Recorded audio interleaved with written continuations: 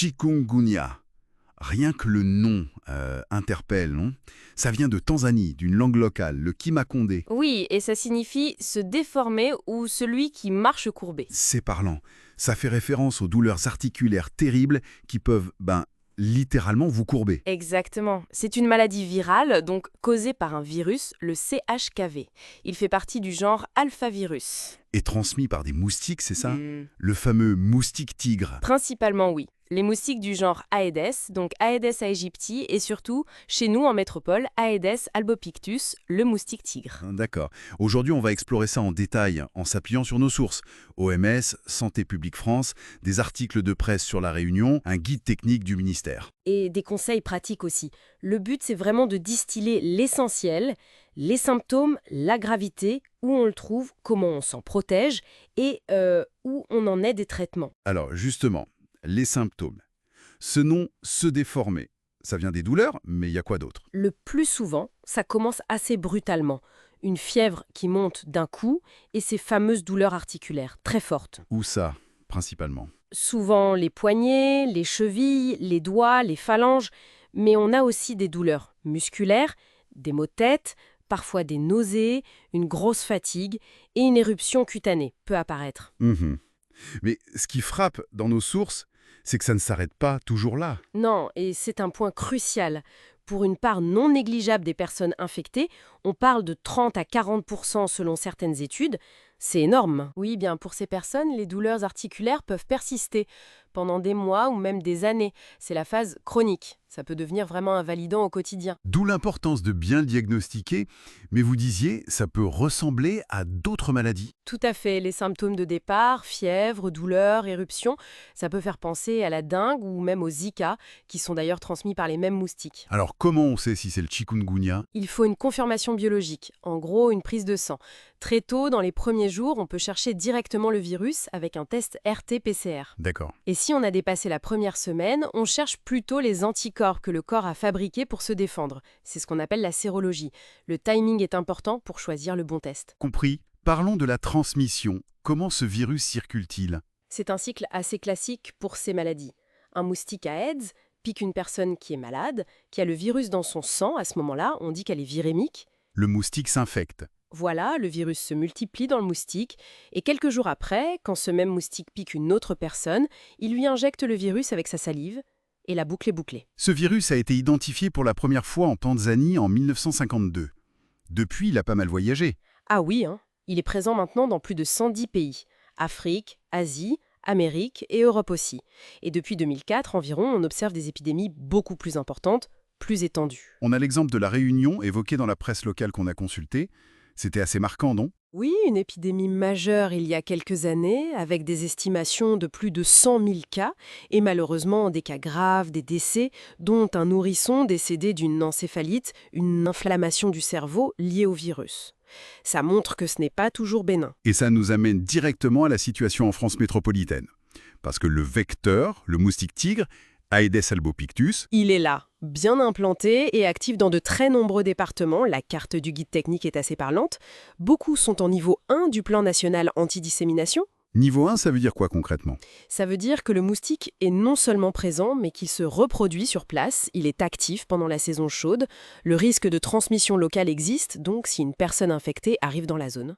Et ce plan national, il sert à quoi? Il vise justement à prévenir ou limiter ce risque. Il y a plusieurs niveaux d'alerte et d'action. Ça va de la surveillance du moustique, Les pièges pour voir où il est. oui, les pièges pondoirs par exemple. Et puis, s'il y a un cas humain détecté, une enquête est menée autour pour voir s'il est importé ou autochtone, c'est-à-dire attrapé sur place. Et si besoin, on intervient. Oui, avec des actions de lutte antivectorielle. Ça veut dire détruire les gîtes larvaires, ces petits points d'eau stagnants où les femelles pondent, et parfois, si nécessaire, des traitements insecticides très ciblés autour du cas. L'information des habitants est aussi essentielle. On a déjà eu des cas de transmission autochtone en métropole d'ailleurs. Oui, il y a eu quelques épisodes, notamment dans le Var, à Fréjus par exemple.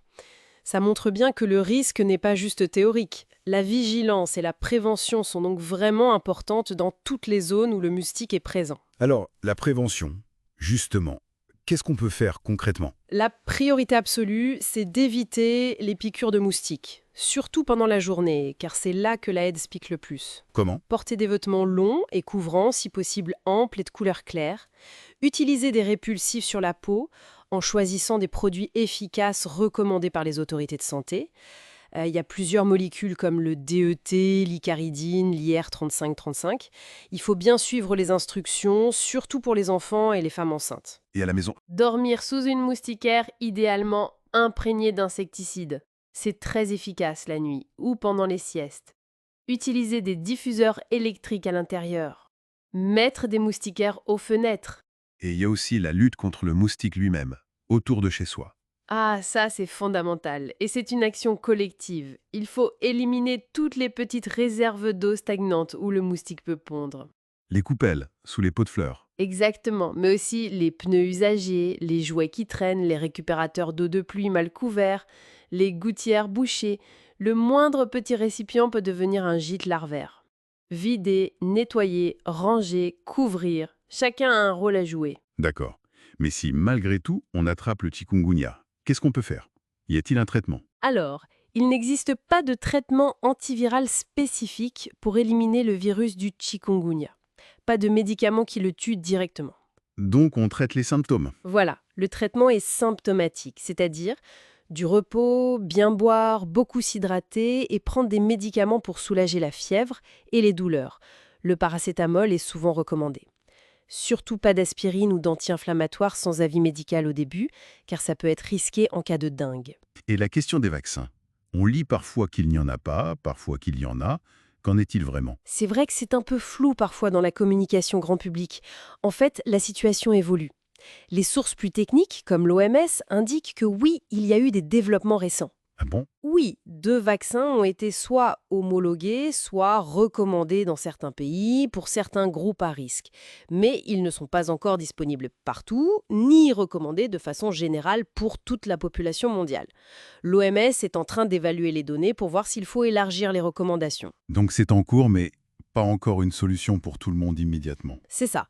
Pour l'instant, la prévention reste vraiment l'outil principal. Bon, si on résume. Le chikungunya, c'est cette maladie virale qui donne surtout des douleurs articulaires, parfois très fortes, et qui peuvent durer. Oui, et comme le moustique tigre qui la transmet est bien installé chez nous en métropole, la prévention est essentielle. Se protéger individuellement des piqûres et collectivement en luttant contre la prolifération du moustique en supprimant les eaux stagnantes. Exactement. C'est la combinaison des deux qui est la plus efficace. Et ça soulève une question un peu plus large pour finir. L'expansion de ce moustique tigre, qui est peut-être liée aux changements globaux, au climat, au transport. Comment est-ce que nos sociétés, en particulier dans nos régions tempérées, qui n'étaient pas habituées à ces maladies, comment vont-elles devoir s'adapter? Adapter nos systèmes de santé, peut-être même l'aménagement de nos villes, nos habitudes, pour vivre avec ce nouveau risque? C'est une excellente question. Ça demande une réflexion sur notre manière d'habiter, de construire, de gérer l'eau, de voyager. Une adaptation à plusieurs niveaux sans doute.